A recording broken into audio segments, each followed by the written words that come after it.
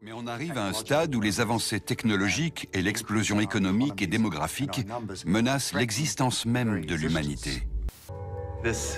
Cette capacité, en apparence formidable, à nous demander pourquoi, sous-tend la science moderne, mais est à double tranchant. Mais le mauvais côté, c'est aussi l'invention de cette multitude de nouvelles technologies. Nous sommes soi-disant l'espèce la plus intellectuelle qui ait jamais existé. Alors comment se fait-il que cet être si intellectuel détruise son seul et unique habitat? Le parcours de 25 années dans l'industrie a soulevé pas mal de questions en moi. D'abord sur le lien et le rapport de la technologie à l'humain. Est-ce que la technologie apporte vraiment du bien-être humain? Ou est-ce qu'il le met en dépendance? Enfin, tout ce genre de questions. Et j'ai observé en particulier que, puisque j'étais appelé par des industriels pour développer des machines spéciales de production, des lignes, etc., et j'ai remarqué que le seul objectif, hein, c'était dans un développement technologique, c'était d'apporter de la croissance et de développement d'entreprises qui portaient ce sujet. Et que ce n'était pas vraiment intégré, ou trop peu enfin c'est pas intégré du tout, non, dans un projet de société, par exemple, pour les générations futures. Et ça, il y a plein d'objets dans notre vie de tous les jours qu'aujourd'hui on achète en grande surface, qui sont fabriqués en Chine, qui vont tomber en panne, qui vont casser à la deuxième utilisation et qu'on va jeter. Donc il y a toute cette logique de ce système de production de masse qui est là. This is Agbogbloshie, a suburb of Accra, the capital of Ghana. But local residents have given it a nickname, Sodom and Gomorrah. It's the home of the biggest electronic waste dump site and is the livelihood for many. First it feeds them, then it kills them. This is one of the most polluted areas with toxins and toxic metals on the African continent. Si l'on découvrait que ces charmants paysages sont en réalité des trompe-l'œil, que notre territoire est parsemé de terrains pollués depuis plus ou moins longtemps par des produits plus ou moins toxiques et à plus ou moins grande profondeur. On les appelle les déchets de haute activité. Ils sont issus du traitement des combustibles nucléaires utilisés dans nos centrales. Ce sont les déchets les plus radioactifs et les plus dangereux. On appelle les MAVL, moyenne activité vie longue, et HA, haute activité vie longue. Bon, ce sont des saloperies. On ne sait pas quoi en faire, et ils ont imaginé, les scientifiques, que le meilleur moyen pour s'en débarrasser était de les enfouir sous terre à 500 mètres de profondeur. Donc les gens ont dit, on ne veut pas de ça chez nous, tout de suite, hein, c'est évident. Bon. Eh bien, ils ont réussi à les convaincre, simplement ils les ont achetés. Alors, ils les ont achetés parce que c'est très facile d'acheter les consciences. On a amené du pognon, des millions d'euros. Sans avion, un bâtiment peut s'écrouler sans aucun problème. Donc pourquoi pas une centrale nucléaire? Et à ce moment-là, qui sera amené à payer en France? Eh bien ce sera, bien entendu, la collectivité. La collectivité qui a investi il y a 50 ans pour créer ces centrales nucléaires de façon publique. L'électricité donc et le nucléaire sont en passe d'être privatisés par le gouvernement Sarkozy, totalement, ce qui permettra donc aux bénéfices de rentrer dans une poche privée. Mais en cas de problème, ce sera bien vous et moi qui paierons à partir du moment où la centrale ne rapportera plus rien, mais coûtera des 250 milliards de dollars en cas d'incident. Dans le cadre d'un processus entamé en 2006, l'État a confié la concession de ces autoroutes à des compagnies privées comme Vinci ou Eiffage, à leur charge d'assurer le bon fonctionnement de ces infrastructures en échange de revenus extrêmement confortables. Un modèle déjà fortement controversé puisque constituant un énorme manque à gagner pour l'État. Mais aujourd'hui, la règle change, puisque si les produits de l'exploitation des autoroutes vont plus que jamais dans la poche des détenteurs des compagnies concessionnaires, les coûts liés à la modernisation du réseau, eux, se retrouvent assurés par les citoyens. C'est scandaleux, quelque part, que vos grands-parents, mes grands-parents, mes parents, aient payé de leurs deniers, de leurs impôts, même s'ils n'étaient pas tous très riches, pour construire des infrastructures autoroutières qui aujourd'hui permettent le développement économique de ce pays et qui, au moment même où elles devenaient enfin rentables, où elles ne représentaient plus un investissement pour l'État, mais la capacité de générer une rente, puisque nous voulons bien payer à la limite pour les autoroutes que nous avons construites, mais nous voulons payer pour notre État, notre nation, pour nous-mêmes en quelque sorte, puisque c'est un bien public construit par nous. Voilà comment nous nous retrouvons devant une situation absurde où les contribuables payent non pas pour le bien de la collectivité, mais pour permettre à quelques compagnies de s'enrichir. Ah, excellent! Encore une fois, nous nous retrouvons donc face à un véritable scandale où l'État organise sa propre ruine et celle de ses citoyens pour le profit d'une poignée de tricheurs. Les barrages hydroélectriques, nous avons investi l'argent public dedans et nous les privatisons pour les donner à des boîtes privées. Vous verrez d'ailleurs que quand un barrage s'effondrera et qu'il y aura des morts, là on va renationaliser parce que la boîte privée ne voudra pas payer pour les dégâts et pour les morts. Vous verrez que c'est la même chose avec les centrales nucléaires. Nous les construisons avant de pouvoir les vendre à bas prix à des entreprises privées et il en va de même pour absolument tout. Les compagnies du secteur privé veillent toujours sur leurs propres intérêts et c'est normal. C'est un intérêt privé particulier. Parfois, il coïncide avec l'intérêt général. Si c'est le cas, tant mieux.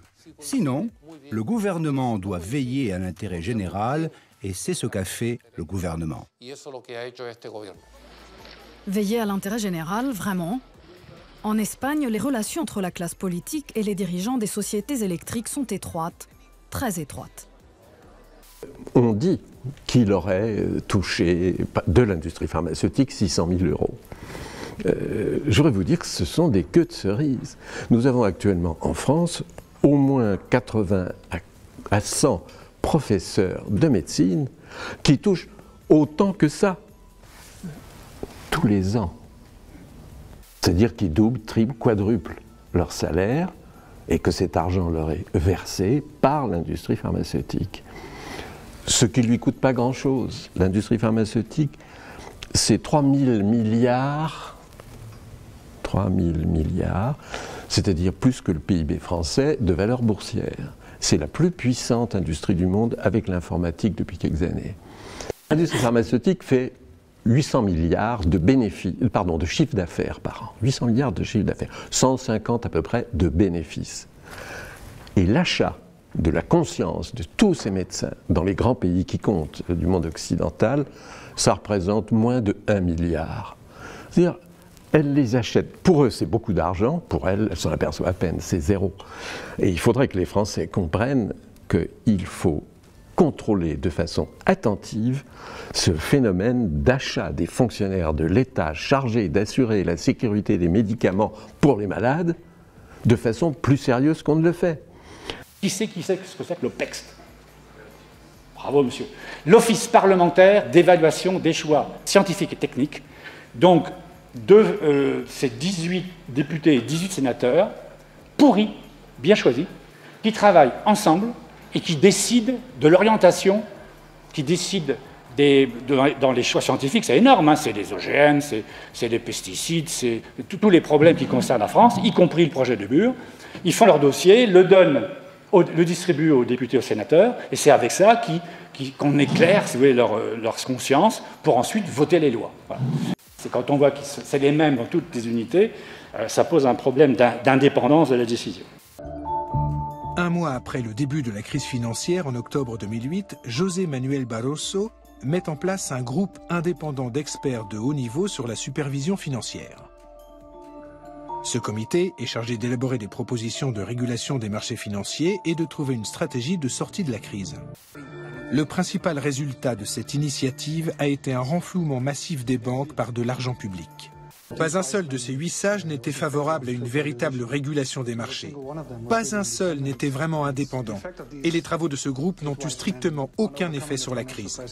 Les mêmes institutions financières qui ont été renflouées avec l'argent des contribuables amassent aujourd'hui des fortunes. Ce sont ces mêmes contribuables qui en paient le prix sous forme de réduction drastique des salaires et des prestations sociales.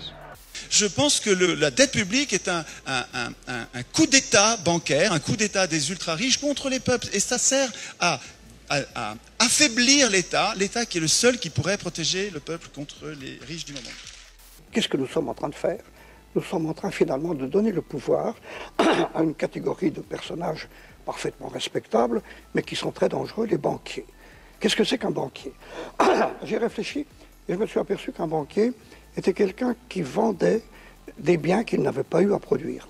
Un paysan produit du lait et vend le lait. Un artisan produit une armoire et vend l'armoire.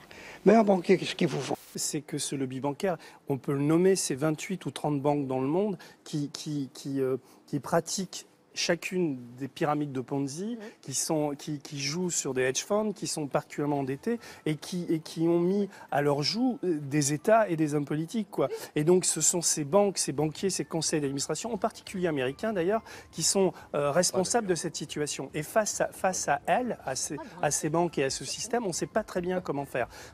C'est pas très raisonnable, c'est pas très respectable finalement. Et ce que l'on peut espérer, c'est que les banquiers ne seront pas les guides de la société de demain. Je pense que pour l'instant, nous n'avons pas de représentants. Manifestement, les acteurs politiques défendent plus les intérêts des ultra-riches, des banques, des industriels, des banquiers, plus que celui des peuples. Le régime parlementaire démocratique, je le constate, c'est un fait, il n'existe comme régime installé, consensuel, conséquent, que là où l'économie capitaliste s'est développée. Et quand l'économie capitaliste commence à flancher, ce type de représentation politique se sent aussi un peu malade. La démocratie que nous connaissons aujourd'hui, c'est elle qui est l'illusion démocratique. L'idée de la démocratie représentative va de pair avec ce qu'il faut bien appeler une aliénation du pouvoir, une expropriation, une auto-expropriation du pouvoir, c'est-à-dire la population dit, pendant 5 ans, je n'ai rien à faire sur le plan politique, j'ai choisi 548 personnes qui vont s'occuper de mes affaires, dans le cadre de la Constitution, etc., avec certaines garanties et tout le reste. Le résultat, c'est que pendant ces 5 ans, les citoyens ne sont pas actifs, ils sont passifs. Ce que vous appelez, vous, la démocratie, qui est une démocratie tout à fait normée, tout à fait particulière, et qui repose sur des acceptations fondamentales premières. Voilà. Et donc je soutiens que nous ne vivons pas du tout dans la démocratie. Nous vivons en réalité en oligarchie. Voilà. Nous sommes dominés par une oligarchie financière, politique et médiatique. Tout le monde le sait d'ailleurs. Tout le monde voit parfaitement qu'il faut absolument maintenir ce système pour maintenir le système politique lui-même. Mais il se peut que le meilleur régime politique soit à venir, qu'il dépende d'une invention de l'humanité. Il y a d'autres procédures de désignation des acteurs politiques, comme le tirage au sort, ou le vote par nous-mêmes de nos lois commune par commune. Il y a d'autres procédures, simplement c'est à nous de les écrire. Tant que nous laisserons les professionnels de la politique écrire les règles de leur propre pouvoir, nous resterons impuissants. Je pense que c'est une cause commune pour tous les peuples du monde. On dit que les gens ne sont pas concernés, ne se sentent pas concernés, le désintérêt de la chose politique, et on dit que les gens n'ont pas l'expertise nécessaire pour pouvoir faire des analyses pertinentes. C'est les deux choses qu'on entend sur les démarches participatives. Et ben nous, on part du principe, on part du postulat contraire. Donc les gens sont des spécialistes de leur situation et de l'endroit où ils vivent, et ils sont concernés, ils sont intéressés par la chose publique et la chose politique. On s'est beaucoup investi ces dernières années dans le mouvement démocratie réelle, dans l'idée de se réapproprier un petit peu les outils du système actuel pour essayer de les détourner et pour faire avancer un nouveau paradigme plus démocratique dans lequel les citoyens seraient plus actifs. C'est pour redonner le pouvoir aux gens, c'est-à-dire de passer d'une démocratie représentative à une démocratie participative. On va tirer au sort parmi des gens de ma voix, une personne, des volontaires qui veulent bien être députés. Et ces mêmes députés, pour chaque question que le gouvernement aura à poser sur des lois, ils vont se référer à ce que les internautes voteront en ligne. Le pouvoir revient au peuple. On est tous légitimes à être dans cette assemblée. On est tous citoyens et l'assemblée c'est une assemblée de citoyens avant d'être une assemblée d'élus ou de politiques. On sera mieux à 10 ou 15 000 pour réfléchir dessus qu'un député avec 2 ou 3 conseillers parlementaires qui vont dire c'est comme ci, c'est comme ça. Mais... La réponse démocratique, c'est que ce n'est que le peuple qui doit vivre sous ces lois qui peut décider de quelles sont les meilleures lois.